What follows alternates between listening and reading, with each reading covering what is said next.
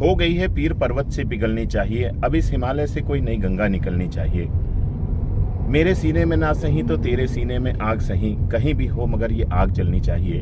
दुष्यंत कुमार की ये चंद लाइनें आज मुल्ताई विधानसभा क्रमांक 129 के विधानसभा चुनाव 2023 में हमारे साथ हमदर्द न्यूज़ पर है हमारे युवा उम्मीदवार पलाश कड़वे जी, और हम उनसे बात करने के लिए उनके साथ आए हुए हैं। तो पलाश जी, आपका पहले तो स्वागत है हमदर्द न्यूज़ पर।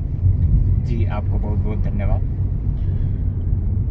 दर्शकों, हम आपको बता दें, मुल्ताई विधानसभा में पलाश कड़वे जी ने भी अपना नामांकन दाखिल किया है और वे भी चुनाव लड़ रहे हैं। पहली बार ऐसा देखा गया है कि जितने उम्मीदवार हैं उनमें सबसे युवा चेहरे के अंतर्गत पलाश कड़वे जी आते हैं और एक अच्छी बात वो रखते हैं और उनका जो काम करने की शैली है वो भी बहुत अच्छी है। और मुल्ताई के दुनावा क्षेत्र से ये आते हैं।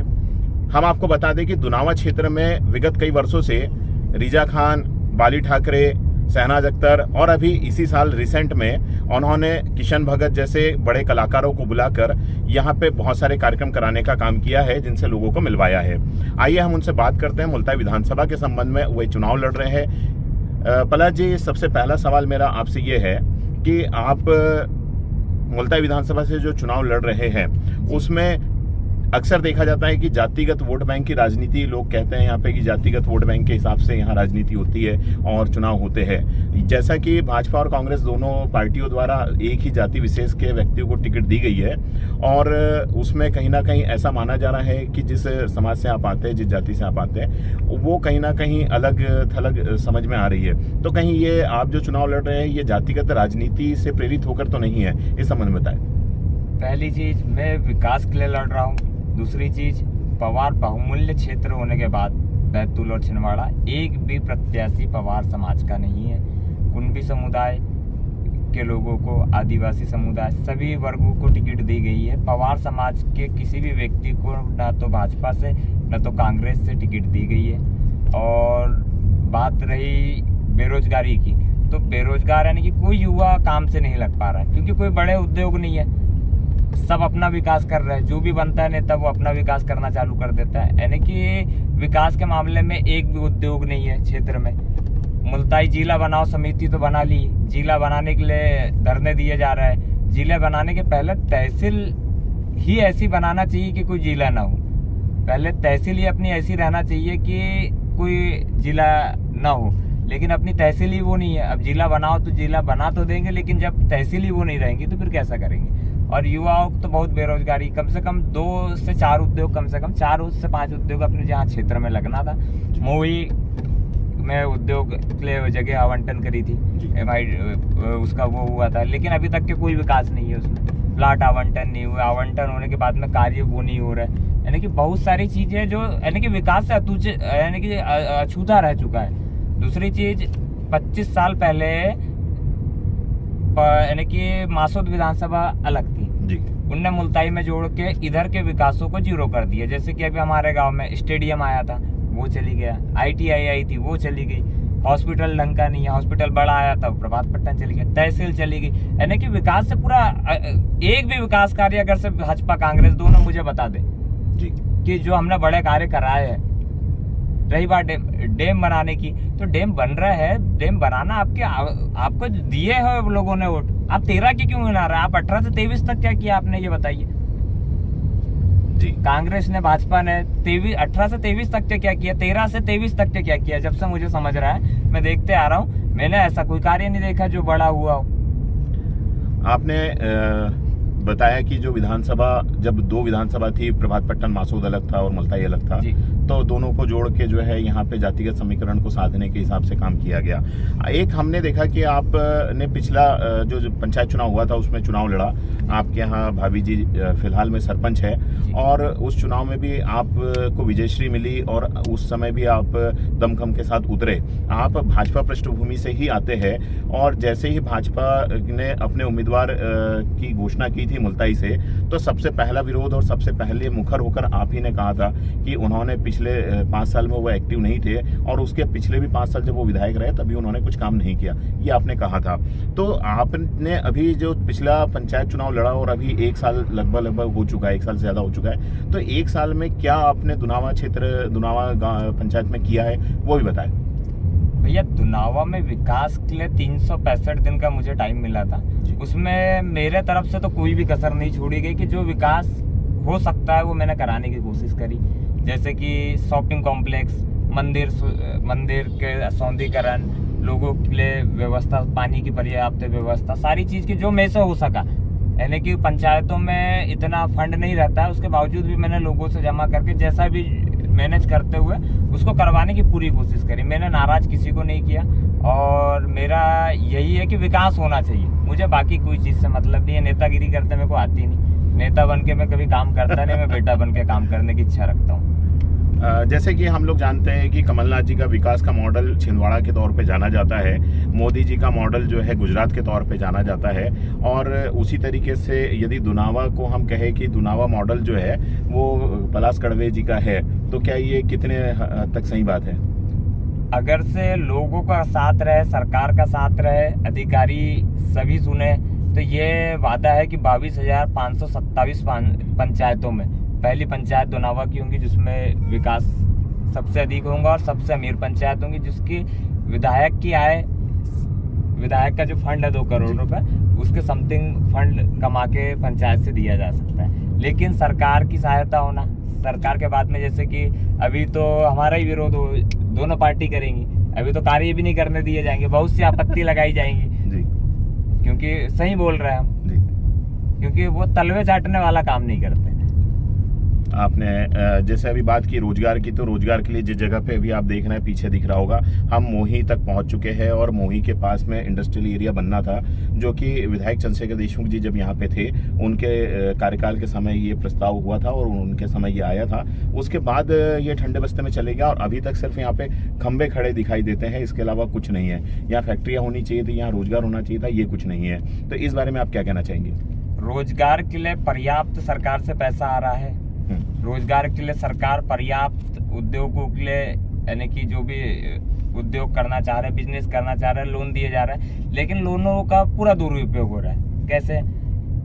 10 लाख का लोन लिया, लोगों ने दूसरी जगह इन्वेस्टमेंट करते रहे, ठीक है, वो उद्योगों में नहीं लगा पा रहा है, ठीक है, और उद्योग में जब तक पैसा लगाओगे नहीं तब तक आएगा नहीं। ये सिर्फ लोन लेने की प्रथा चालू हो गई, मैनेजर सेटिंग कर ली, कई लोगों को जिनको काम करना है उनको रोज लोन नहीं मिल पा रहा है, और जिनको नहीं करना है, जिनकी सेटिंग है, उनको तत्काल मिल जा रहा है, इसलिए उद्योग नहीं लग पा रहा है। नहीं तो उद्योग क्यों नहीं लगेगा?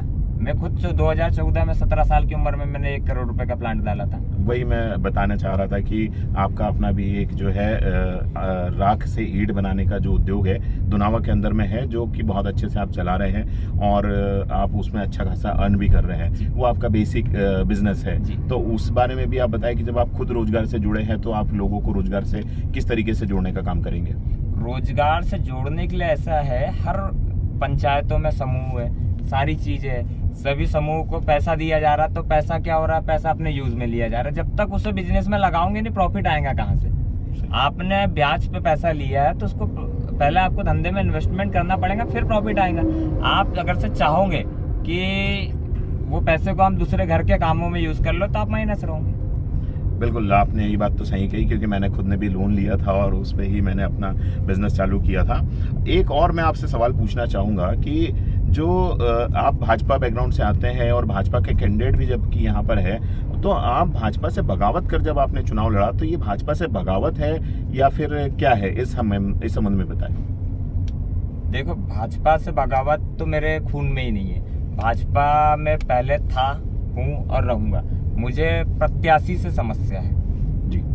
कारण 2013 में मैं 18 वर्ष की आयु थी मेरी, मैंने 18 वर्ष में 30 दिन तक के प्रचार किया, सारी चीज करी, यानी कि मैं कोई भी काम करता हूँ तो दिल से करता हूँ, और नहीं तो बिल्कुल नहीं करता। मेरा साफ साफ हुआ। कांग्रेस प्रत्याशियों ने भी कई बार मेरे को चाहा कि पलाश हमारे इधर आए, ये हो, नहीं जाना तो नहीं जाना, उसमें फिर कोई वो दो मत की बात ही नहीं है। जो कहता हूँ बिल्कुल साफ कहता हूँ, किसी से डराने धमकाने की कोई मेरे को वो जरूरत पड़ती नहीं, और मुझे डर चीज मेरा नाम में है भी नहीं। शुरू से खुला रहा हूँ और खुला रहूंगा। यानी कि किसी के दबाव में कभी काम नहीं कर सकता। एक चीज और कही जाती है कि जो अभी बैतूल जिले के जिला पंचायत सदस्य है, मुल्ताई के कद्दावर नेता, पिछले बार विधानसभा चुनाव में भाजपा के उम्मीदवार भी रहे हैं, राजा पवार जी, उनके आप बहुत ज्यादा करीबी है। और राजा पवार जी और चंद्रशेखर देशमुख जी के बीच के संबंधों के बारे में भी कहा जाता है कि बहुत अच्छे नहीं हैं। तो कहीं ना कहीं ऐसा लगता है, लोग ये कह रहे हैं या चर्चा भी है कि उनकी प्रेरणा से या उनके कहने पर आप चुनाव लड़ रहे हैं या उनके इशारों पे आप ये सारी चीजें कर रहे हैं। ये कितनी हद तक सच है? देखो, यह बात सत्य तो नहीं है, लोगों के चेहरे वो भी नहीं कर सकते। लोगों का कहना तो ऐसा रहता है कि पानसे जी ने पलाश को खड़ा करा है। मैं किसी के बाप से खड़ा नहीं होता, मैं अपनी मर्जी का मालिक हूँ। मेरे को जो करना है मेरी मर्जी से करता हूँ, ठीक है। मुझे जो चीज़ सही लगे वो मैं करने का प्रयास करता हूँ। दूसरी चीज़, जो लोगों का कहना है उसमें पिछले बार देशमुख ने पानसे का काम किया था 2018 के चुनाव में, बिल्कुल सत्य बात है, इसमें दो मत कुछ नहीं है।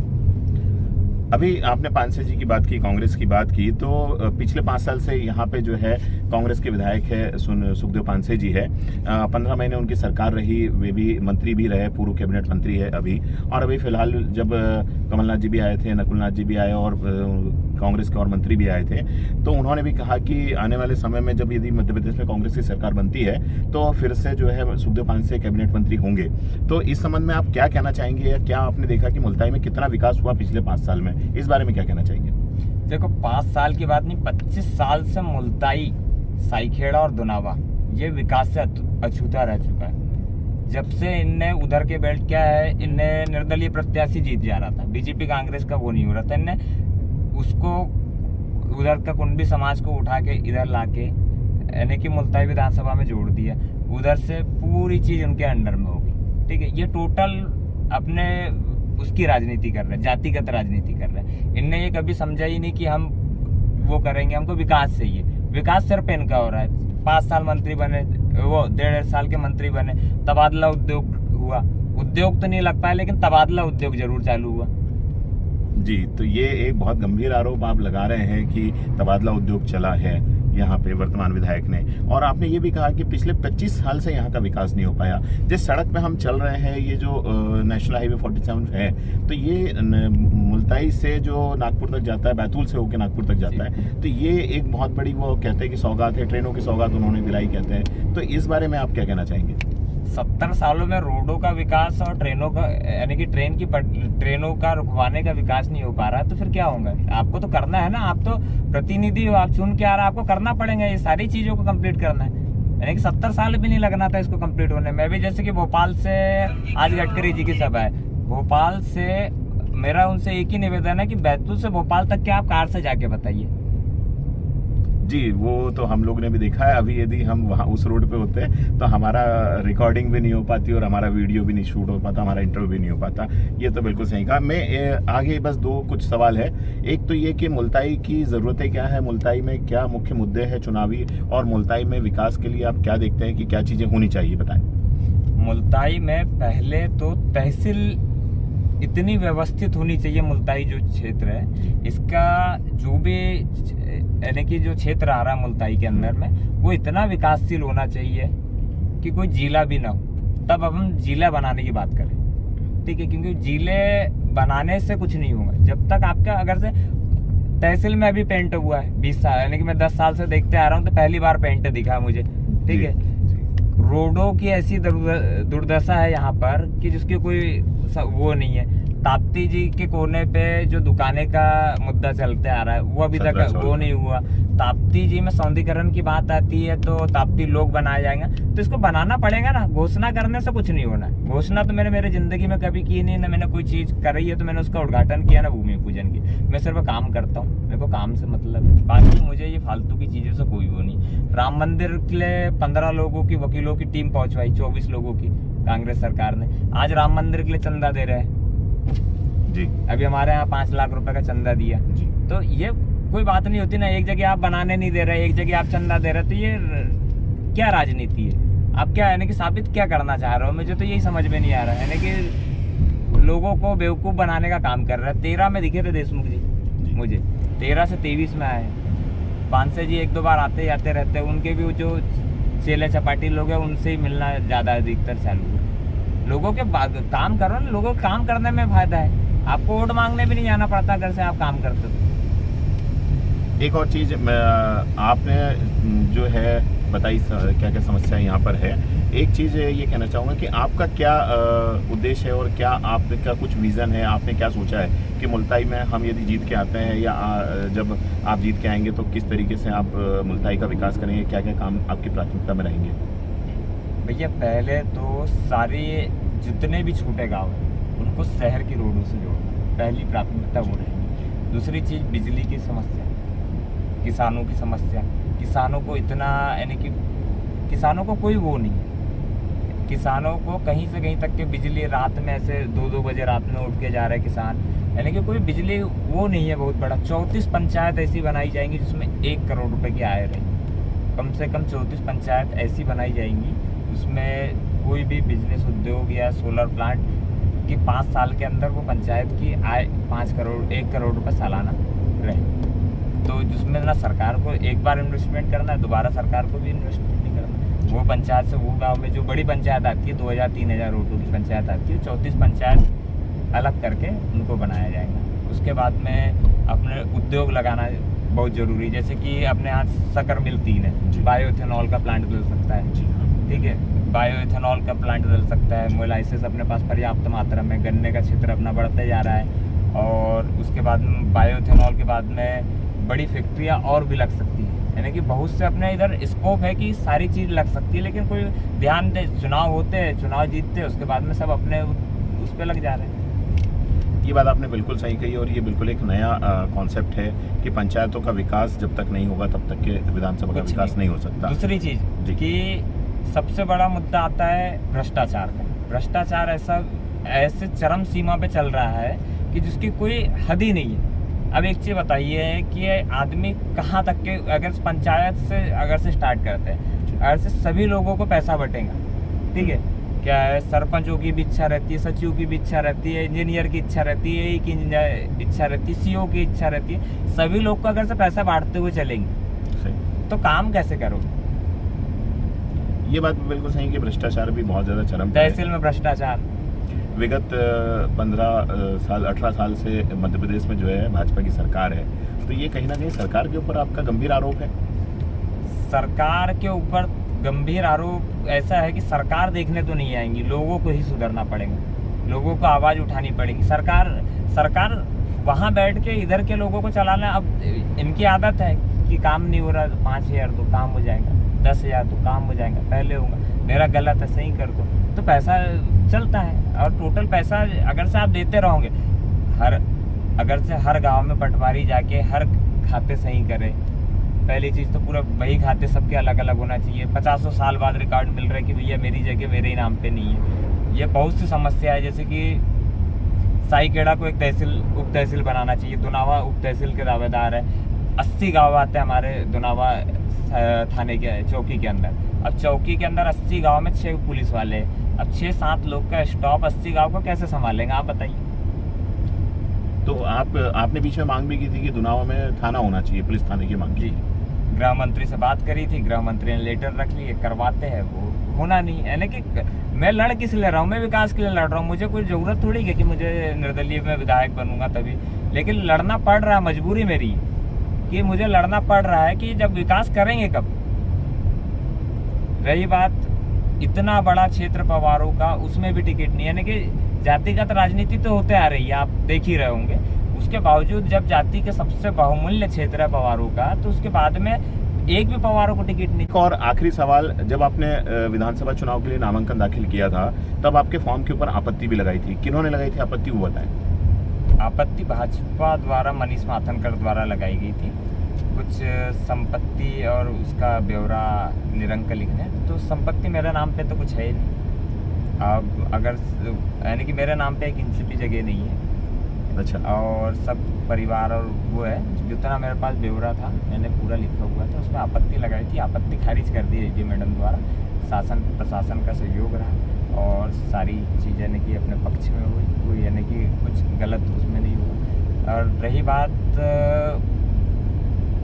एक चीज जो है कि आपके जो फॉर्म था उस पर आपत्ति भाजपा ने क्यों लगाई? भाजपा ऐसा नहीं लगता कहीं डरी हुई है आपके चुनाव लड़ने से जब उनके द्वारा आपत्ति लगाई गई है?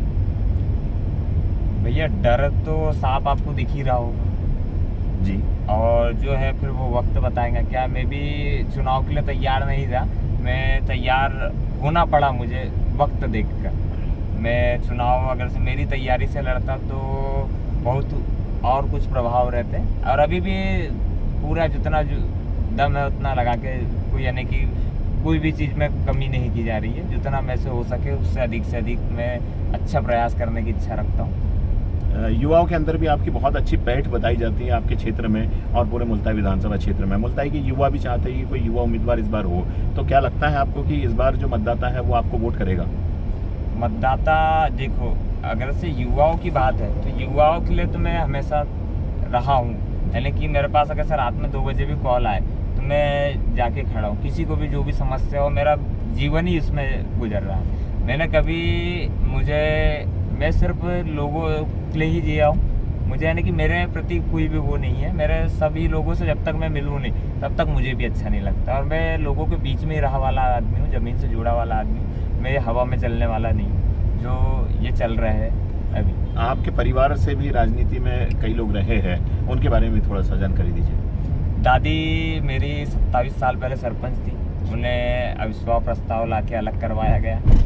तो वही विचार थे कि दादी जब तक जिंदा है तब तक एक बार चुनाव लड़के जीत हासिल करना है, इसलिए चुनाव लड़े जी। और विजय श्री आपको विजय भी यानी कि ऐसी हुई कि दोबारा जो कैंडिडेट है उस खड़े होने के पहले सोचेंगे। एक तरफा विजय आपकी थी, रिकॉर्ड तोड़ वोट आपको उस समय मिले थे जी। बिल्कुल। एक और चीज़ कि आपने जब फॉर्म भरा तो ऐसा भी कुछ सुनने में आया कि आपको कुछ धमकियाँ मिली या कुछ ऑफर्स मिले थे कि भाई चुनाव मत लड़िए, फॉर्म मत भरिए, फॉर्म उठा लीजिए। इस तरह की भी चर्चा इस समय पूरे विधानसभा में चल रही है, ये कितनी सच है?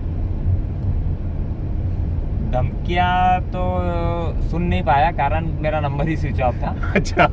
और लोगों ने बहुत ढूंढने का प्रयास भी किया, सारी चीज़ वो भी हुई। कांग्रेस भी खुश हो रही थी, फिर कांग्रेस के घर जो है वहाँ से भी वोट खींचने लगे। मैं किसी कांग्रेस भाजपा को नहीं जानता, मैं मेरे लिए वोट मांग रहा हूँ। मेरे को कांग्रेस से मतलब, ना भाजपा से मतलब। मैं तो दोनों, जिसके वोट मुझे जिससे मेरा व्यवहार है उनसे मैं वोट लूँगा। और मुझे ना तो कांग्रेस के वोट काटने के लिए बीजेपी वाले ने खड़ा किया, ना बीजेपी के वोट काटने के लिए कांग्रेस वाले। मैं अपनी स्वयं की मर्जी से खड़ा हुआ और स्वयं की मर्जी से लड़ रहा हूँ और लास्ट दम तक लड़ूंगा। ऐसा एक चीज़ और ये कही जा रही है कि आप भाजपा के वोट काटेंगे या भाजपा को नुकसान पहुंचाएंगे, तो ये कहाँ तक सच है और कांग्रेस को कितना फ़ायदा होगा आपके चुनाव लड़ने से?